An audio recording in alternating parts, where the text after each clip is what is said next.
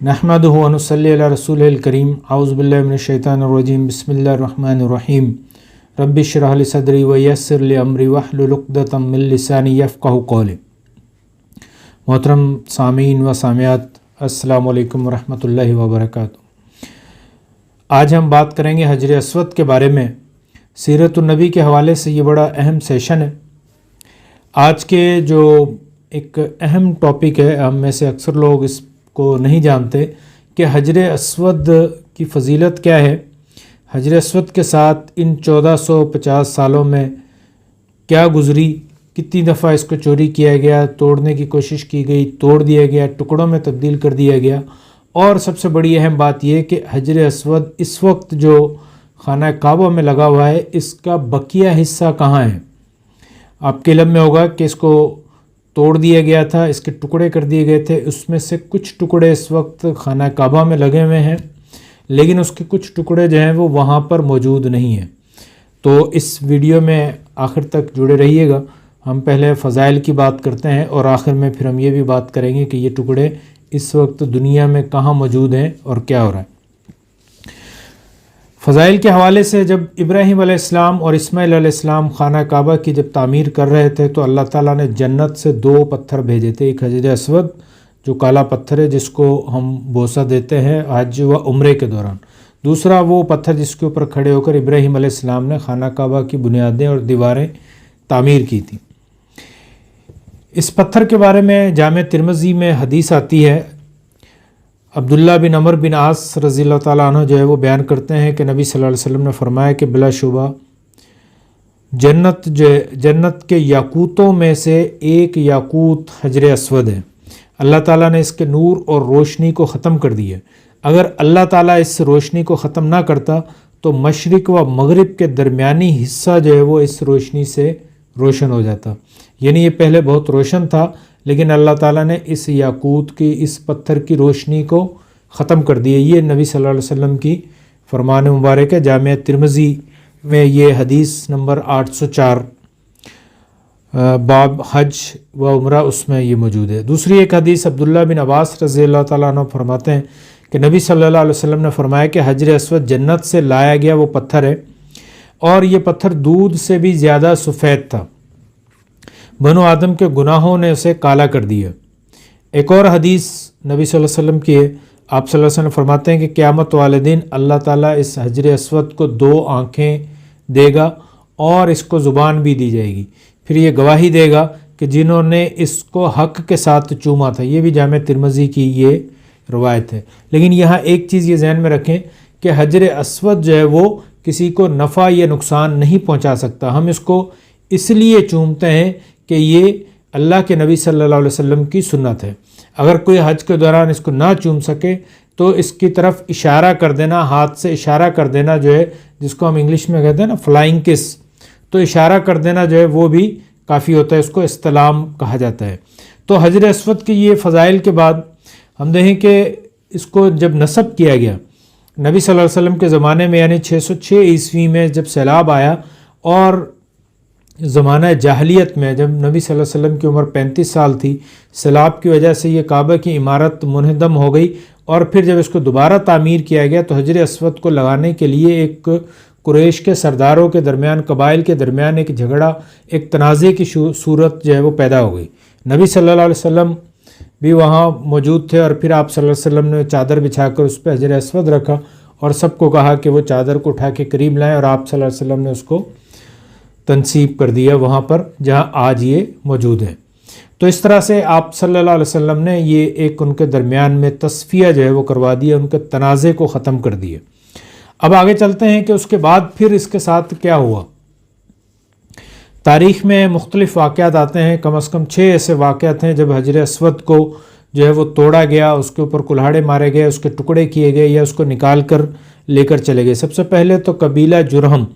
जिसने जो है वो इसके साथ छेड़छाड़ की थी। जब बनु बकर बिन अब्द मनात के जो लोगों ने कबीला जुरहम को वहाँ से मक्का से निकाला तो उन्होंने जाते वक्त जो है वो काबा के अंदर से सोने के बने हुए हिरन वगैरह जो जेवरात जो थे वो चीज़ें उठाई और इस हजर अस्वद को निकाल कर आब ज़मज़म के कुएँ के अंदर दफना दिया। लेकिन वहाँ जो खुदा की कुदरत देखें कि एक औरत उनको देख रही थी, تو وہ جب چلے گئے تو پھر اس کو جو ہے وہ اس عورت نے اس کا پتہ بتایا اور پھر اس کو نکال لیا گیا۔ اس کے بعد جو بڑا اہم واقعہ جو پیش آیا تھا، جو کہ تقریباً 317 ہجری میں، ابو طاہر سلیمان نامی کرامتی بادشاہ تھا، کرامتین جو تھے ان کا بادشاہ ابو طاہر سلیمان،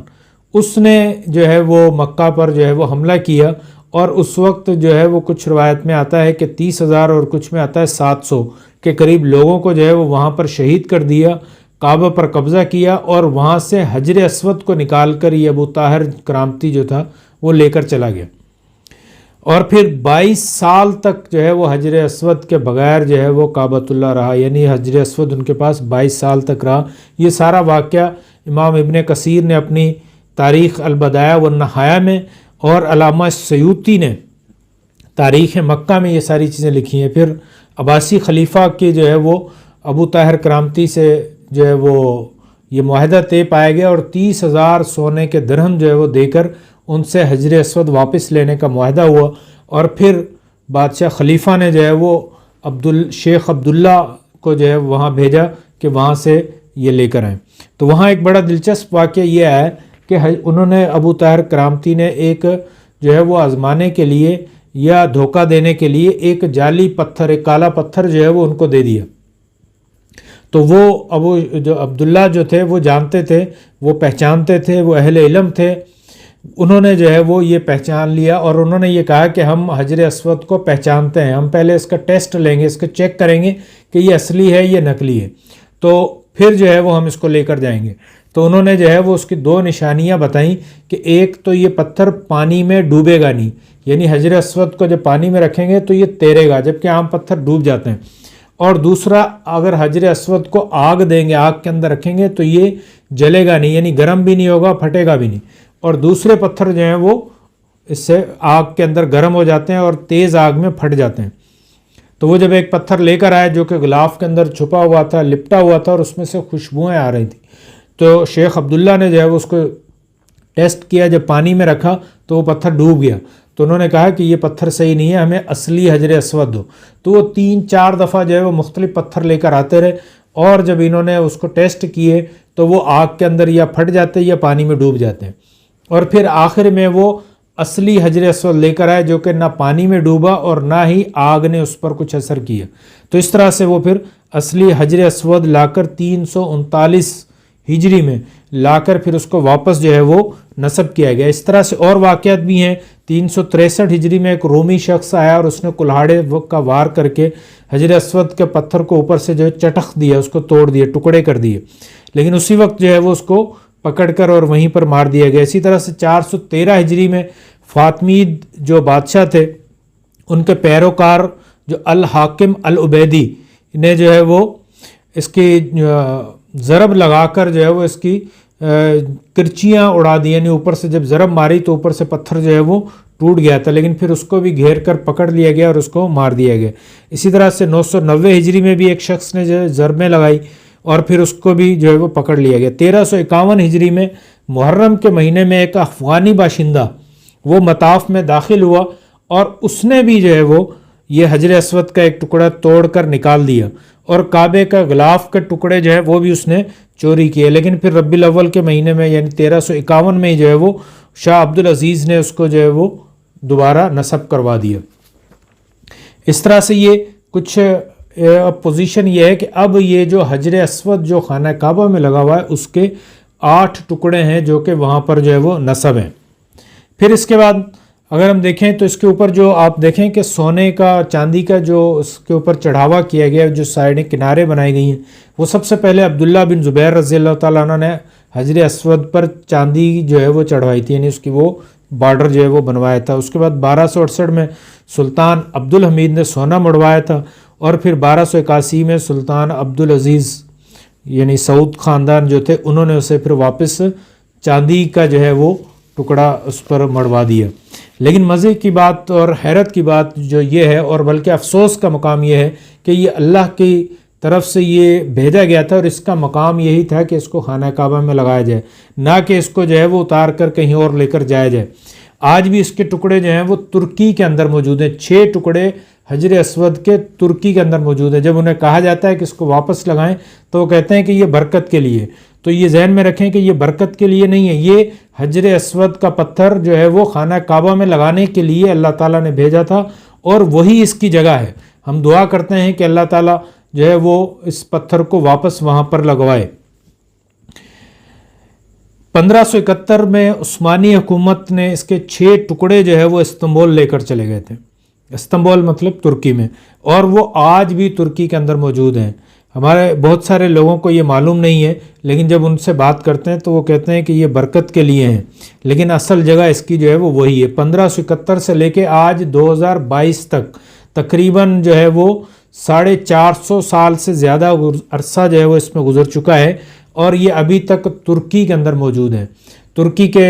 صدر محترم جناب طیب اردوغان صاحب سے ہم یہ درخواست کرتے ہیں کہ یہ ان پتھروں کو واپس جو ہے وہ کعبہ میں جا کر وہاں پر تنصیب کیا جائے، لگایا جائے، کیونکہ ان کی اصل جگہ وہی ہے۔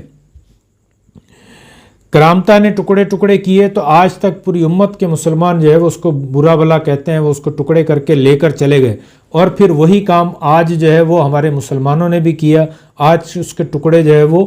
استنبول میں موجود ہیں، تو ہمیں یہ چاہیے کہ اس کو ہم برا کہتے ہیں تو اس کے لیے بھی ہم یہ دعا کرتے ہیں کہ طیب اردوغان جو کہ ایک اچھے مسلمان ہیں، اچھے مسلمانوں کے اچھے خلیفوں میں ان کا شمار ہوتا ہے، اس وقت پوری دنیا کے مسلمانوں کے یہ ہر دل عزیز شخصیت ہیں، تو ہماری ان سے